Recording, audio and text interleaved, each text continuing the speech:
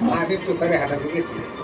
घेतली घेतले मी घेतले म्हणजे आमच्या सगळ्या परिवाराने घेतले, फक्त रंजिताला सोडून. ओके. रंजिताला काय अजून तयार होणार, पण त्याला आम्ही वाळी टाकणार आमच्या घरात. उमेदवार कोण असणार नक्की? उमेदवार मी उमेदवार असला फक्त आमचं ठरलंय सगळं झालंय. फक्त काय राजकारणामध्ये काही गोष्टी ठराविक वेळेसच करायचं असतं.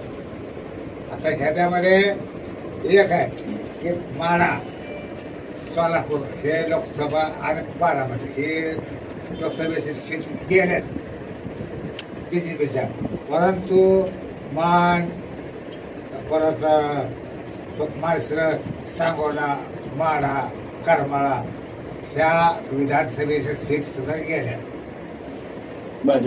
भाजपच्या गेल्या. त्या आता धनुष्यबाणाची येणार हे निश्चितपणे.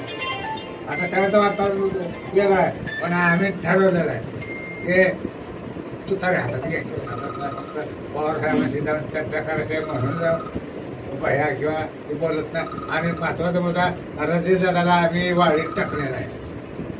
रणजितदादाला सांगितलं 8% तू आमच्याबरोबर बसायचं, तो पण तू आमच्याबरोबर बसायचं नाही, तू तुमचे फडणवीस साहेब आणि सगळे. कधी भेट होणार मग पवार साहेबांची भेट कधी होणार? नाही ते चाललं जाणार. ते आमचं कसं आहे थोडस गणित चाललंय जरा, पण 100% झालंय. पवार साहेबांनी पण मान्य केलंय, आम्ही पण मान्य केलंय. हे आमचं बोललं तर काय ते अजून बीजेपीच करतात, पण मी ह्यांची सीट काय सोडत नाही. त्यांना ते तरीच वाजवायला लावणार आहे पहिला आणि रणजितदादा नाही, पण पहिला सांगणार आहे तू कसला तर अध्यक्ष काय तर आहे की त्या ह्याला बीजेपीचा संघटन त्याच्या राज्यामध्ये सांगणार आहे. पहिला सगळ्या आमच्या तालुक्यातला किंवा ह्या मतदारसंघातले जे आमचे कार्यकर्ते सगळ्यांना सांगणार आहे की एक दिवस ठरवायचा आणि सगळ्यांनी आपले राजीनामे सादर करायचे. काय असेल 1000 आमचं ठरलंय तुतारी. आता भैया ही काय म्हणजे संघटक आहे, एक आमदार आहे हे म्हणून टाळतात, पण आम्ही कुठल्या पक्षाचा नाही. आमचा पक्ष एकच विजयदार. त्याला काय शेंडे धरून करतो की मी.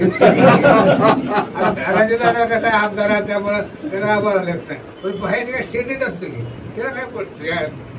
फक्त होणार निश्चितपणे आमचं ठरलंय की तूच आहे. फक्त आम्ही काय बसलो की पवार साहेबांच्या बरोबर जाऊन चर्चा झाल्याशिवाय त्यांनी होय म्हणल्याशिवाय सांगणं चुकीचं आहे. म्हणून धैर्यशील भया सुद्धा गप बसलाय. तुम्हाला ते तिथं फायनल झालं पाहिजे पवार साहेबांसमोर. ते धैर्यशील भया पण शांतता मानली जाते नाही. शांतता आहे, वादळ आधीच झालंय. आता कसं आहे की सुनामी आली बीजेपीच्या विरोधात आमच्या मतदारसंघामध्ये. आता काय रणजितदादा भेटतोय फडणवीस साहेबांनी एवढं त्यांना रणजितदादा सहकार्य केलं, एवढं हे केलं, त्यांना कसं धावण्याचं त्याला असं प्रश्न पडला, नैतिक प्रश्न पडला. पण आम्ही काय फडणवीस साहेबांना ओळखत पण नाही, म्हणजे आम्हाला ओळखत नाही. त्यामुळे आम्हाला काय पहिल्यापासून आम्ही कुठल्या पक्षाचा सभासद नाही. राष्ट्रवादीचं पण नव्हतो, बीजेपीचं पण आहे, आणखी कुठल्याच पक्ष नाही. आमचा पक्ष फक्त विजयदादा. आणि ह्या निवडणुकीमध्ये आम्ही आढावा घेतलाय आमच्या तालुक्यातला संपूर्ण मतदारसंघाचा. ह्या मतदारसंघामध्ये कोणी सुद्धा कमळाचं नाव काढत नाही. आमच्या कार्यकर्ते